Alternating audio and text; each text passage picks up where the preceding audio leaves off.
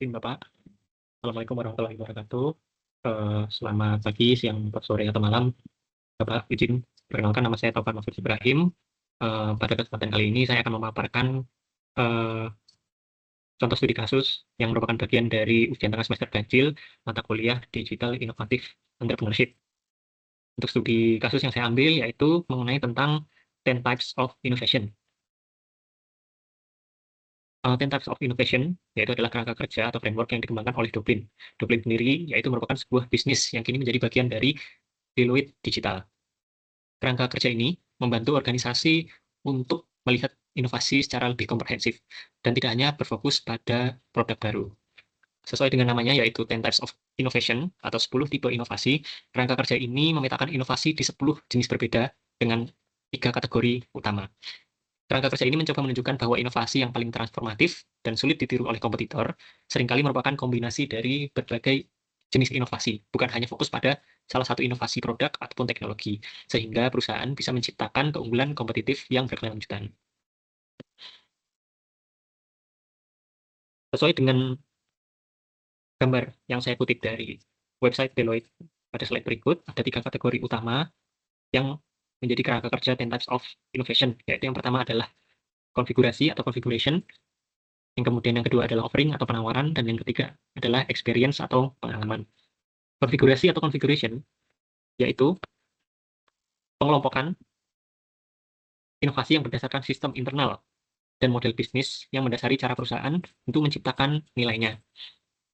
Di dalam kategori konfigurasi dari 10 types of innovation ini, ada 4 jenis inovasi. Yang pertama yaitu profit model atau model profit, yaitu bagaimana perusahaan menghasilkan uang melalui pricing, monetisasi, lisensikah, atau lainnya. Kemudian bagaimana perusahaan membangun network atau jaringan, yaitu dengan cara kolaborasi, aliansi dengan pihak-pihak lain, menggunakan platform pihak ketiga, dan ekosistem kemitraan. Kemudian yang ketiga yaitu ada struktur. Struktur ini contohnya yaitu pengorganisasian aset dan sumber daya perusahaan. Misal kapasitas unik yang tidak ada identitasnya dalam perusahaan lain, kemudian talenta atau sumber daya manusia yang dimiliki perusahaan, dan aset atau kepemilikan. Kemudian yang keempat dari konfigurasi yaitu adalah proses, yaitu praktik operasional atau teknologi internal yang memungkinkan efisiensi atau kapabilitas unik dari perusahaan tersebut. Kemudian untuk kategori selanjutnya yaitu ada kategori penawaran atau offering. Kategori penawaran ini berkaitan dengan kualitas produk atau jasa yang ditawarkan oleh suatu perusahaan. Untuk kategori penawaran terdapat 2 jenis inovasi yang biasanya dilakukan oleh suatu perusahaan. Yang pertama yaitu product performance, yaitu bagaimana suatu produk atau jasa itu memiliki kinerja, entah diukur dari fiturnya, kualitasnya, kemudian atau performa inti dari produk atau jasa tersebut. Yang kedua yaitu ada produk sistem atau sistem produk. Perusahaan itu akan memikirkan bagaimana produk itu tidak hanya berdiri sendiri, namun bisa saling melengkapi, entah dari penciptaan bundling, kemudian platform bagaimana produk atau jasa tersebut ditawarkan, kemudian ada interoperabilitas, dan menciptakan produk-produk lain yang saling melengkapi. Kemudian yang ketiga yaitu ada kategori pengalaman atau kategori experience. Kategori pengalaman atau experience ini berfokus bagaimana perusahaan menciptakan interaksi dan persepsi pelanggan yang berkelanjutan. Jenis inovasi pada kategori pengalaman yaitu yang pertama ada service atau layanan, yaitu bagaimana perusahaan menciptakan dukungan, layanan nilai tambah, dan pengalaman purna jual. Kemudian yang kedua yaitu inovasi melalui channel atau saluran, yaitu bagaimana perusahaan menyampaikan cara produk atau jasa sampai kepada pelanggan, bagaimana produk atau jasa tersebut dikenal oleh pelanggan melalui distribusi, penjualan, marketing, dan sebagainya macamnya. Yang ketiga yaitu inovasi melalui brand atau merek. Perusahaan itu memunculkan bagaimana identitas perusahaan, menggapai konsumen dari janji-janji emosional, kemudian menciptakan reputasi yang baik, sehingga brand tersebut mempunyai pengalaman tersendiri di hati konsumen. Kemudian yang keempat, yaitu inovasi melalui customer engagement, yaitu keterlibatan pelanggan. Perusahaan harus berinovasi dengan cara menciptakan interaksi dinamis, kemudian membangun komunitas, membangun personalisasi produk atau jasa sesuai dengan karakter masing-masing pelanggan, dan membuat model hubungan, sehingga customer memiliki keterlibatan terhadap produk atau jasa yang diciptakan oleh perusahaan. Nah, pada kali ini, saya akan membahas Starbucks, yaitu perusahaan kedai kopi terbesar dunia, menggunakan teori 10 types of innovation. Starbucks ini merupakan contoh yang kuat dari perusahaan yang memanfaatkan inovasi secara simultan, dari awal hingga akhir, dari hulu hingga hilir. Inovasi secara simultan ini tercermin dari model profit berbasis pengalaman yang premium, kemudian ekosistem produk yang luas, hingga pendekatan customer engagement yang sangat kuat. Sehingga kombinasi inovasi-inovasi ini membentuk sustainable competitive advantage, yaitu kompetisi berkelanjutan yang sulit ditiru oleh pesaing. Berdasarkan kategori inovasi yang pertama, yaitu konfigurasi, menggunakan inovasi profit model, Starbucks menggunakan model profit berbasis pengalaman dan loyalitas untuk menciptakan margin keuntungan tinggi. Strateginya yaitu dengan premium pricing atau menerapkan harga yang tinggi untuk mendapatkan keuntungan. Kemudian tidak hanya menjual minuman, Starbucks juga menjual merchandise, makanan, dan seasonal beverage. Yaitu seperti contoh pada gambar, seasonal beverage itu yaitu minuman-minuman yang dijual pada saat event-event tertentu, misal Natal atau Lebaran, dan sebagainya macamnya. Kemudian Starbucks juga menciptakan program loyalitas, yaitu Starbucks Rewards, untuk mendapatkan poin dan diskon. Selanjutnya, pada inovasi network, Starbucks itu meningkatkan keberlanjutan rantai pasok, memperluas jangkauan pasar, dan memperkuat akses pelanggan dengan strategi antara lain yaitu melakukan kolaborasi dengan petani kopi langsung. Kemudian, membuat kemitraan pembayaran digital, entah melalui Mastercard, Visa, atau melalui Kris, melalui OVO Pay, DanaPay, dan sebagainya macamnya. Kemudian, Starbucks juga melakukan aliansi dengan platform pengiriman untuk memudahkan produknya bisa sampai ke pelanggan. Contohnya dengan bekerja sama dengan Grab, Gojek, dan ShopeeFood. Kemudian pada inovasi struktur, Starbucks melakukan penjaminan kualitas rasa dan layanan di ribuan gerai mereka agar menumbuhkan kesan relatable atau bisa diandalkan. Strategi yang dilakukan oleh Starbucks yaitu mempunyai barista yang berstandar global, sehingga memiliki kompetensi yang sama di setiap gerai yang mereka miliki. Kemudian Starbucks melakukan quality control produk yang baik. Selanjutnya, Starbucks menempatkan gerainya pada lokasi yang strategis dan memiliki fasilitas yang mendukung. Untuk inovasi konfigurasi yang selanjutnya yaitu terkait proses, Starbucks memiliki standarisasi untuk memastikan konsistensi rasa dan pengalaman di semua kedai yang mereka miliki. Contoh strateginya yaitu roasting biji kopi eksklusif. Jadi Starbucks hanya memanggang atau menyangrai biji kopi yang mereka tujukan hanya dijual di gerai-gerai mereka dan tidak didapatkan di gerai-gerai lain. Sehingga customer memiliki ingatan bahwa rasa kopi ini hanya bisa dia dapatkan di Starbucks. Kemudian Starbucks memiliki operasional gerai sesuai dengan SOP yang global, sehingga sebagai customer kita bisa merasakan pelayanan Starbucks di semua gerai sama dan sama baiknya. Kemudian contoh lainnya yaitu Starbucks itu menggunakan bahan baku yang selalu berkualitas.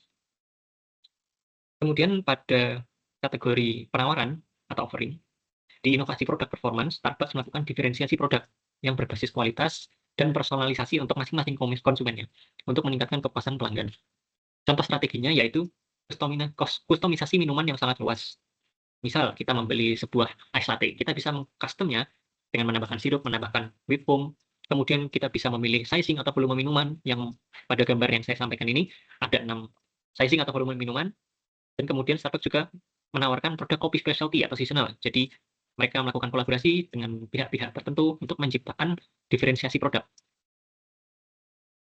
Kemudian untuk inovasi selanjutnya, yaitu terkait dengan produk sistem, Starbucks menciptakan hubungan kuat dengan penawaran yang saling mendukung dan meningkatkan nilai total penjualan. Salah satu contoh strateginya yaitu Starbucks menciptakan ekosistem. Seperti yang saya bilang tadi di awal, Starbucks tidak hanya menjual minuman, namun dia juga menjual makanan, merchandise, menggunakan poin rewards di aplikasi, dan menciptakan diskon. Hal ini menciptakan keterikatan antara konsumen dengan Starbucks sendiri, sehingga konsumen merasa diuntungkan dan Starbucks memiliki konsumen yang loyal terhadap produk-produknya. Kemudian Starbucks juga melakukan integrasi layanan, melalui aplikasi contohnya. Jadi layanan, penjualan, pembayaran, dan membership itu bisa kita akses di satu aplikasi. Itu sangat memudahkan konsumen dalam mengkonsumsi produk-produk dari Starbucks. Selanjutnya di kategori experience atau pengalaman yang berkaitan dengan interaksi dan persepsi pelanggan, di inovasi service Starbucks menciptakan pengalaman pelanggan yang lebih nyaman, yang lebih personal, dan meningkatkan keterikatan emosional dengan para pelanggannya. Contoh strategi pelayanan personal yaitu menuliskan nama pelanggan di cup. Menuliskan nama ini membuat pelanggan merasa dekat dengan produk yang ia konsumsi. Kemudian Starbucks menciptakan Starbucks Rewards dengan poin, level membership, dan penawaran khusus. Misalnya, setelah transaksi 10 kali dan mencapai poin tertentu, pelanggan bisa mendapatkan diskon atau mendapatkan promo buy one get one. Untuk inovasi selanjutnya, yaitu tentang channel, Starbucks memperluas jangkauan pelanggan, mengakomodasi berbagai preferensi, dan meningkatkan omsetnya. Salah satu contoh strateginya yang mudah kita jumpai yaitu melakukan penjualan melalui berbagai lini atau media. Selain menjual pada gerainya langsung, Starbucks juga melakukan layanan drive-thru, sehingga pelanggan tidak perlu turun dari mobil. Kemudian ada juga menggunakan delivery apps, contohnya menggandeng dengan Grab, Gojek, dan Shopee Food. Kemudian strategi lainnya yang sering kali kita ketemui adalah Starbucks melakukan penjualan kopi instan kaleng di toko retail Indomaret dan Alfamart. Hal ini membawa brand premium Starbucks dibawa ke toko retail dengan harga yang lebih murah, sehingga orang-orang bisa lebih kenal dengan kopi produk dari Starbucks. Kemudian berkaitan dengan experience selanjutnya, yaitu inovasi mengenai brand atau merek Starbucks. Starbucks memiliki kepopuleran yang sangat tinggi, sehingga menciptakan loyalitas dan kemampuan untuk mempertahankan harga premium atau harga yang tinggi. Salah satu strateginya yaitu Starbucks selalu mengasosiasikan brandnya dengan kualitas minuman yang premium dan gaya hidup urban. Gaya hidup urban ini contohnya ketika jeda bekerja, kita ngopi Starbucks. Ketika kita mau bertugas atau nugas, ketika kita mau meeting dengan teman, nongkrong, kita ke Starbucks, seperti itu.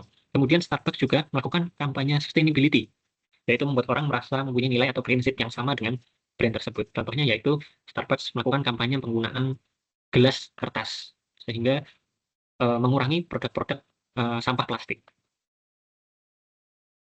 Selanjutnya, terkait inovasi customer engagement. Starbucks meningkatkan hubungan emosional dan fungsional yang kuat dengan pelanggan. Starbucks mendorong retensi jangka panjang. Contoh strateginya yaitu program rewards dan poin di aplikasi. Contohnya ada diskon, buy one get one, atau promo di hari Selasa, di hari Kamis, begitu. Kemudian Starbucks memiliki area kedai yang ramah untuk bekerja, belajar, meeting, dan nongkrong, sehingga terkesan inklusif untuk semua orang dan semua kegiatan. Salah satu contoh strategi lainnya yang baru kita temui yaitu adalah Starbucks menyediakan area charging EV, sehingga ketika orang datang untuk ngopi, meeting, atau nongkrong, mereka bisa sekalian mengecharge kendaraan yang mereka miliki.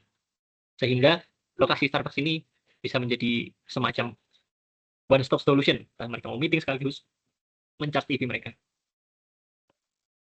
Nah, sebagai sebuah brand besar, Starbucks telah menerapkan 10 types of innovation ya. Bagi saya, Starbucks telah menerapkan 10 types of innovation secara menyeluruh. Namun, masih ada ruang-ruang inovasi untuk semakin menancapkan eksistensi Starbucks menjadi pemimpin di segmen kedai kopi yang memiliki standar yang baik. Contoh rekomendasi yang saya pikirkan, yaitu yang pertama adalah Starbucks bisa menciptakan layanan berlangganan kopi bulanan. Ini bisa menciptakan pendapatan yang lebih stabil. Contoh layanan kopi bulanan berlangganan ya ini, misal Starbucks menjual 1 cup kopi latte seharga 50.000. Starbucks bisa menciptakan layanan berlanggan, misal 10 cup latte dalam waktu sebulan dengan harga 450.000. Bagi konsumen, dia merasa itu adalah sebuah keuntungan karena apabila dia mengambil semua kuota 10 cup kopi itu, dia bisa hemat 50.000 dari 10 cup kopi. Dan Starbucks bisa mendapatkan pembayaran di awal, sehingga dia mendapatkan pendapatan yang lebih stabil. Kemudian inovasi lain yang menurut saya masih bisa ditambahkan, yaitu adalah Starbucks membuka pop-up store di event atau lokasi tertentu. Pop-up store ini bisa menggunakan food truck ya, di atas kendaraan, atau membuka kedai semi permanen dalam jangka waktu tertentu gitu. Pop-up store ini menurut saya sangat berpengaruh, itu sebagai jemput bola ya, yaitu menaikkan omset bisnis, kemudian bisa juga melakukan pengenalan produk mereka ke market yang lebih luas. Contohnya adalah karena mereka mengkampanyekan produk mereka itu terkait dengan gaya hidup urban, mereka bisa membuat pop-up store di event konser, kemudian di perkantoran high class seperti di SCBD dan di BSD segala macam. Begitu contoh rekomendasi inovasi yang menurut saya masih bisa ditambahkan oleh Starbucks untuk semakin menancapkan eksistensinya. Sekian Bapak UTS yang saya sampaikan, saya ucapkan terima kasih. Wassalamualaikum warahmatullahi wabarakatuh.